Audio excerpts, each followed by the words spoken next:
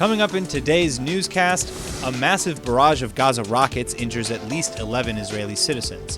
The nation-state law faces its first true legal tests. And here's something I never thought I'd be saying. Israel might have a massive crocodile crisis on its hands.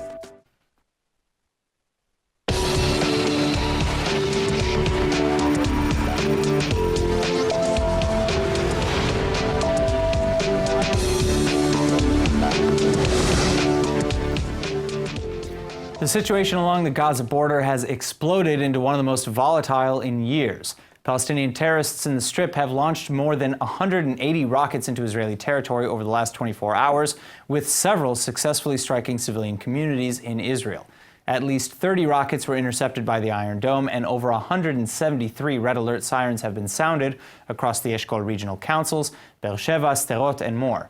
At this time, an estimated 11 Israelis have been injured, including one who remains in serious condition. 13 more are being treated for shock and trauma.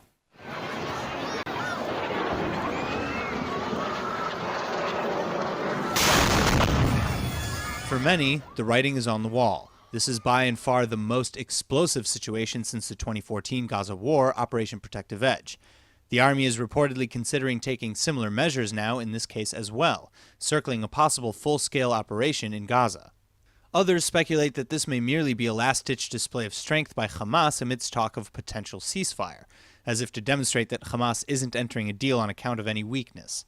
On the other hand, of course, this kind of violence will only result in an appropriate IDF response. The army has thusly pounded more than 140 Hamas targets within the Strip in reaction to this latest barrage, leaving 3 Gazans dead, allegedly including a pregnant Palestinian woman and a child. At this time, rocket sirens continue to blare in southern Israeli communities, sending tens of thousands of Israelis to the bomb shelters throughout the night. Top Israeli leadership has convened an emergency meeting to weigh Israel's next response. Though a Hamas delegation is in Cairo right now to discuss finalizing a ceasefire with Israel, that possibility seems like the furthest thing from anyone's mind as rockets continue to launch towards the country. Returning now to the studio with more on the unfolding events around Gaza in the south is founder and executive director of the Israel Institute for Strategic Studies, Dr. Martin Sherman. Dr. Sherman, thank you for joining us again. Thank you for having me again. All right, so my first question, let's start, why now? Why is this happening now amid ceasefire talks? Well, I think the question of why is, why not now? Because I think the real problem with Gaza is not an operational one, but a conceptual one. And I think that as long as Israel is bound by the hope, or at least the illusion, that somewhere down the line, the Palestinians will become a prospective peace partner rather than an implacable enemy, is what is impeding Israeli policy. Because you need to break away from conventional wisdom. We need to find ways to permanently eradicate this violence. And the only way that you can control what happens in Gaza, when it happens, and what emerges from Gaza is if you take control of Gaza. Well, okay, so might some of these attacks, and again, I'm playing devil's advocate here, but might some of these attacks be out of Hamas's control? Perhaps it's militants who are just kind of doing things and Hamas is not directing that action? Or is this maybe a last-ditch effort to show strength of some sort? Perhaps that's Does true, that matter? But that doesn't really matter. It's irrelevant. As I said before, the only way that you can control what happens in Gaza is if you control it. And the only way that you can control Gaza without ruling another people is by launching a large international initiative to remove the non-belligerent population from that area and help them be resettled and rehabilitated in third-party countries out of the clutch of the cruel, corrupt cliques who've led them from disaster to disaster for the last number of decades, almost 100 years. And anything else is merely delaying it. What worries me is this policy of restraint, because we had a situation last night when almost a whole playground of children were the victims of constraint. It just was a matter of good fortune that the rocket that fell a little further away.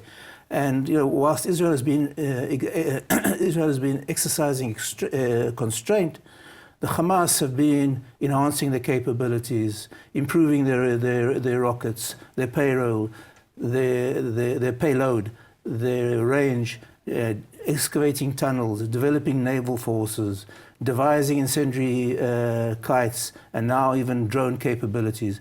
So, you know, and unless for some unknown reason you think the Palestinians are going to morph into something that they haven't been for the last 100 years, and so no signs of morphing into in the near future, you need to understand that they are not prospective peace partners, but implacable enemies.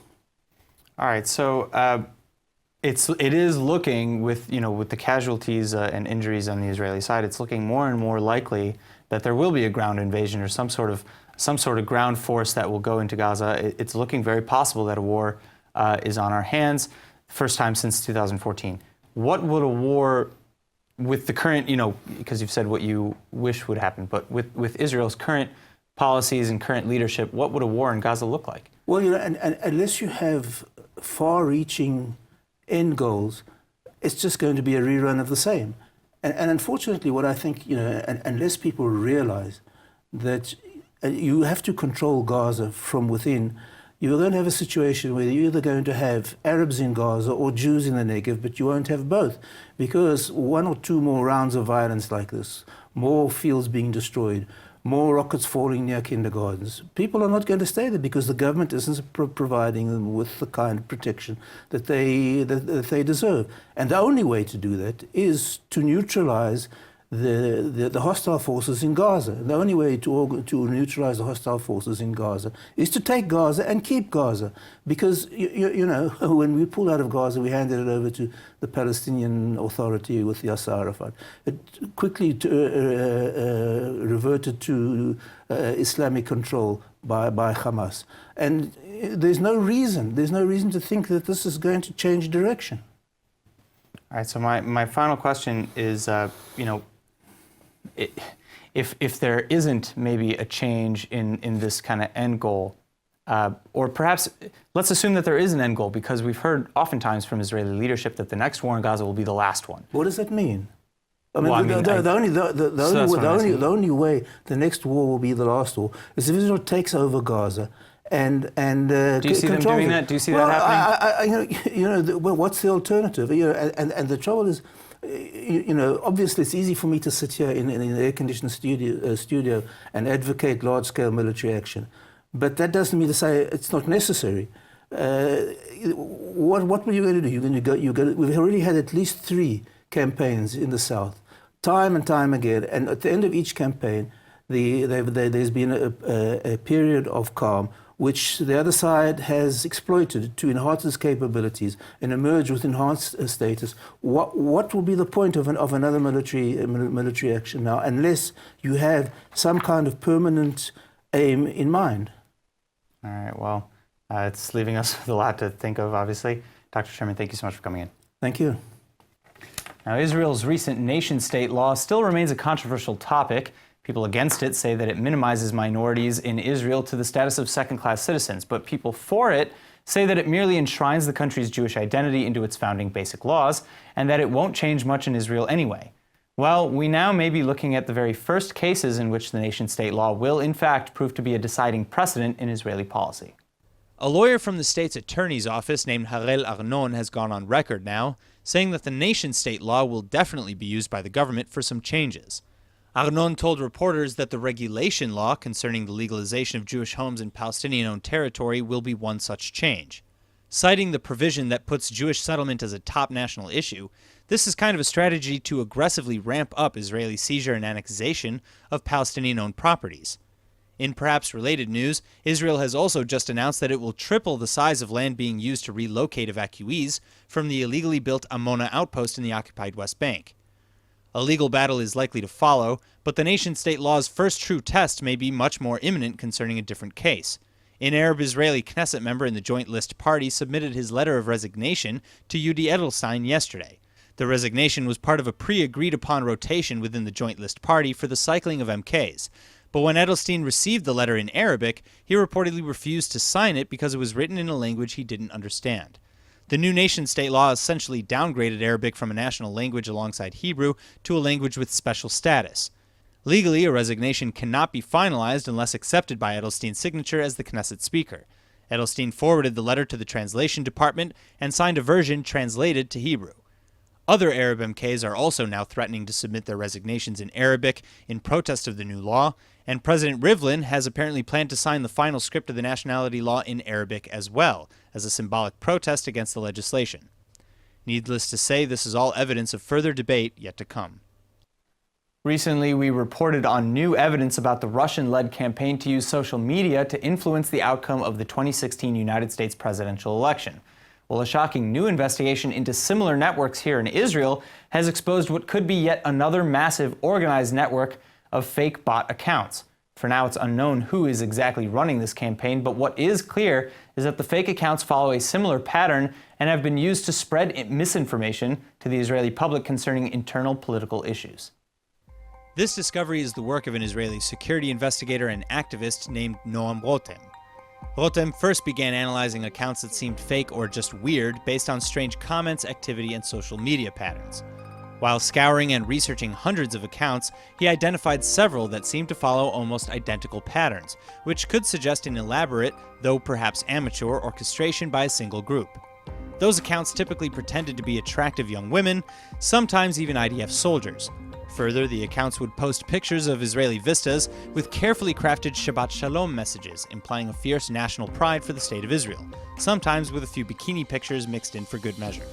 But the big red flag for Rotem was that the accounts bounced off of other accounts within the fake bot network, driving up their traffic and spreading them to real users. Real people would then see the high number of retweets and assume that they were not only real, but potentially quite expert. Well, at this point, the accounts would then post misleading or even outright false reports targeting Israel's left-wing politics. The resulting echo chamber began a widespread push of fake reports in favor of Israel's right wing.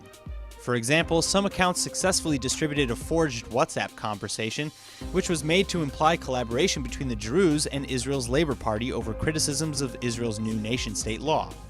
Other conspiracy theories included accusations that the left wing was funding protests against the right wing. For now, we don't know who's behind the pushing of these buttons, but given the deep recesses of the internet, we could very well be looking at just the tip of the iceberg.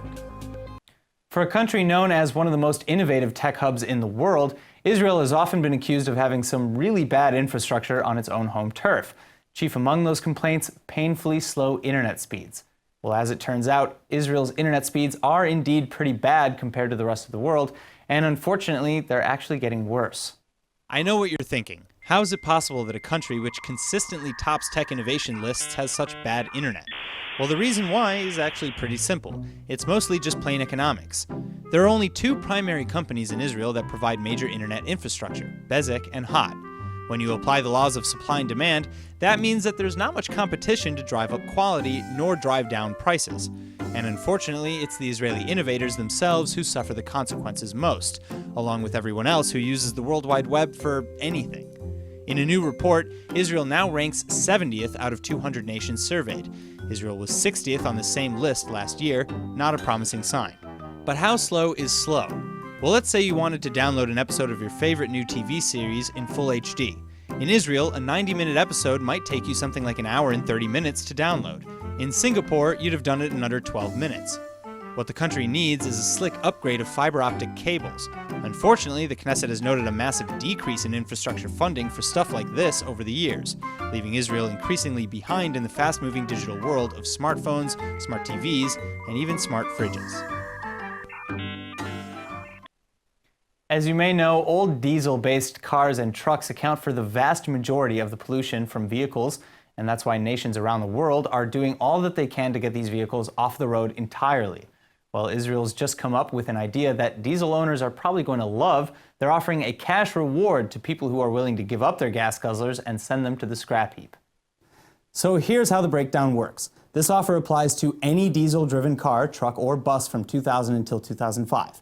For example, a 9-passenger minibus is worth a 5,000 shekel government grant.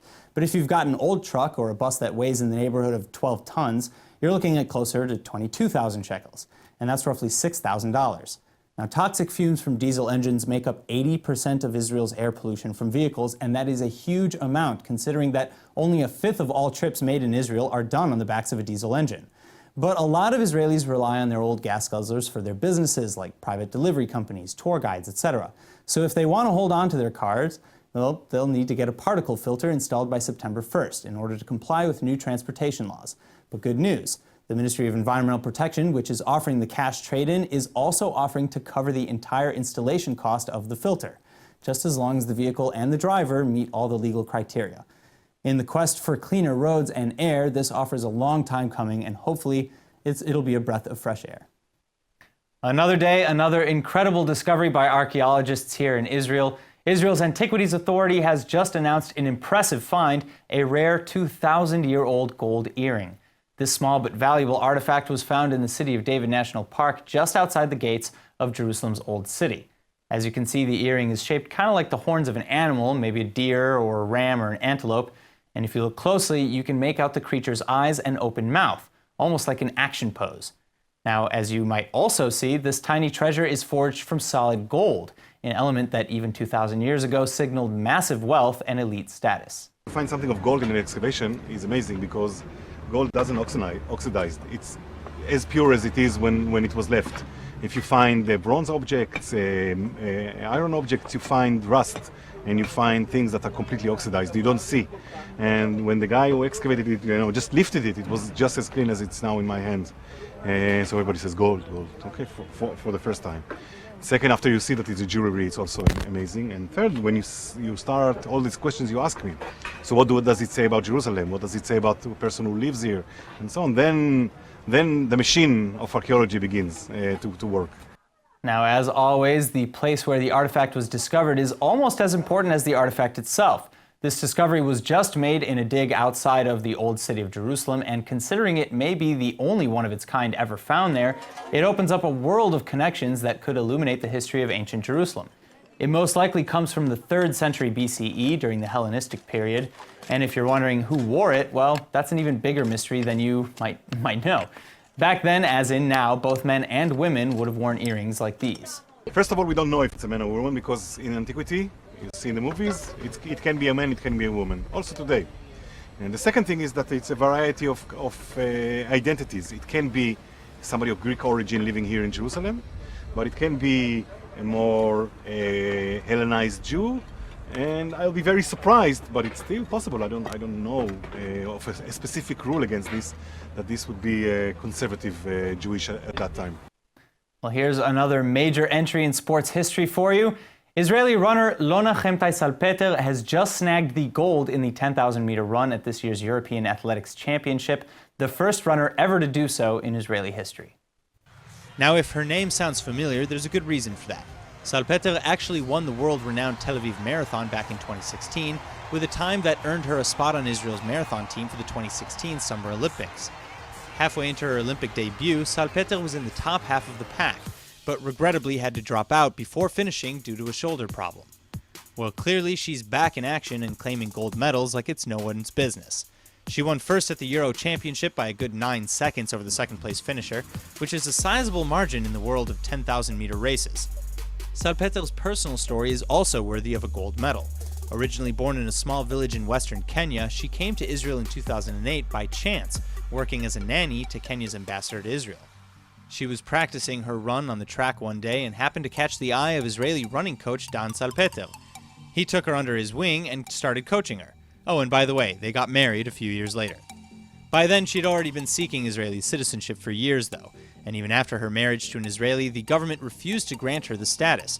But shortly after qualifying for the Olympics, the state suddenly approved her application for citizenship, allowing her to compete for the state of Israel. She and her husband now live with their young son Roy in a moshav in central Israel. Our bets are on this amazing woman, and here's to many more gold medals to come. And now we turn to ILTV's Emmanuel Kadosh with this week's Top 5. Jewish and Israeli architects have been creating unique and fascinating buildings since the very founding of the State of Israel. Well, I'm here to give you guys ILTV's list of the top 5 Jewish and Israeli architects and show you some of their works. Fifth on our list is the architect responsible for creating Israel's first mall, Dizengoff Center, Yitzhak Yashar. Along with the shopping center, which has most of Tel Aviv's traffic running through it, Yashar also designed the Tel Aviv Museum of Art, the Facility of Arts building at the Tel Aviv University, and many more. Yashar Architects has become one of Israel's leading firms for a perfect combo of mixed-use buildings and urban designs. Fourth up is the one and only David Azrieli, best known here in Israel for the Azrieli Center, which is 3 towers of different shapes that has, in a way, become one of the symbols of Tel Aviv. Most of the center is occupied by offices, as well as huge shopping mall at the bottom. The train even has a stop that places you right at the Azrieli Center, so getting there is more convenient than ever.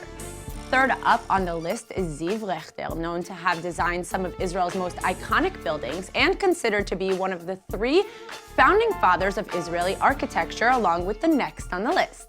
Rechter designed the International Convention Center, the Tel Aviv Courthouse, and many more. He also worked alongside fellow architects to build the Mann Auditorium in Tel Aviv.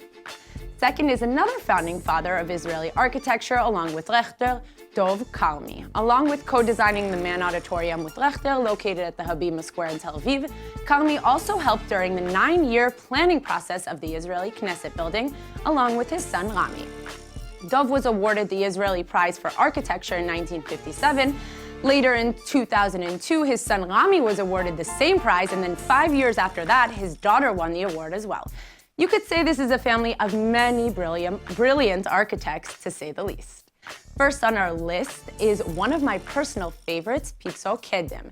His talent bringing the old work into the new. Kedem has worked on historical houses in the ancient city of Yafo, along with the renovation of the former apartment of the first Prime Minister of Israel, David Ben-Gurion. My favorite aspect of Kedem's work is his modern, fine-line, clean styles that help make any place look like $1 million. Hopefully, he'll be designing my future home. That's all for today's Top 5. Back to you. Thank you so much, Emmanuel, for that. For this week's Top 5. The architecture looks incredible. But now moving on, here's something I never thought that I would ever have to say. Israel has a potential crocodile crisis on the horizon. Don't worry, we're not talking about croc-infested waters just yet. But for now, an Israeli man in the West Bank has literally hundreds of crocs on his hands, just sitting in his backyard, and he has no idea what to do with them. So, how did an army of crocodiles wind up in the Holy Land in the first place? Well, back in the mid-90s, the Israeli settlement of Petzael in the West Bank thought that a crocodile zoo would make for a killer tourist attraction. Not literally, of course, but needless to say, the idea never truly took off. An Israeli businessman named Gadi Biton ended up buying them, thinking he could make a pretty penny by selling them off for their skin. His solution hit a snag, though, when he realized that crocodiles are a protected animal. So no, you can't skin them, and you can't sell them for food either. So long story short, the crocs have been sunbathing in the Jordan Valley for the last several years. And not just sunbathing. Crocs are notoriously quick breeders. So over the decades, those dozens have multiplied into hundreds, which could become thousands pretty soon. And here's where the story takes a very scary twist. Twice now, some of the crocs have actually managed to escape their boundaries, nearly finding their way into international waters. One time, 70 escaped at once, and it took teams 3 days to track them all down. I think by now it goes without saying that one man's headache could quickly become a regional crisis if even one croc managed to find its way into mainstream waters. But to be honest, no one's quite sure exactly how to solve this crisis just yet. And the idea of croc-infested waters all over Israel is exactly the opposite of what we need right now. The Hebrew word of the day is brought to you by IDC Summer Ulpan, open to everyone. Now for our Hebrew word of the day. If you saw our last story about a crocodile farm gone horribly, horribly wrong, then you understand why I now have crocodiles in my nightmares, and you'll also know why today's word is tanin, which means crocodile. So instead of telling you all the terrifying things about the tanin or the crocodile, I'm going to tell you some nice fun things. All right, so first, a tanin can actually live as long as most humans, sometimes up to about 70 years. Here's another cool thing. Despite all those sharp teeth, a tanin actually doesn't even chew its food. It kind of just swallows stuff whole and then eats rocks to help grind up the food in their stomachs. Insane. And 3, the tanin as a species predates man by millions of years. In fact, taninim, or crocodiles, even roamed the earth right alongside the dinosaurs. Pretty awesome. Talk about apex predators. Now let's go ahead and take a look at the weather forecast. Tonight should be clear to partly cloudy and warm with a low of 78 or 26 degrees Celsius. Then over the weekend, you can expect hot and sunny days with highs around 90 or 32 degrees Celsius. All right, that's it for today's news. Today's exchange rate is 3.69 shekels to the American dollar. Remember to sign up for our daily newsletter at iltv.tv, and don't forget to follow us on Facebook at Israel English News and on Twitter at ILTV News. I'm Aaron Porras. Thanks for watching.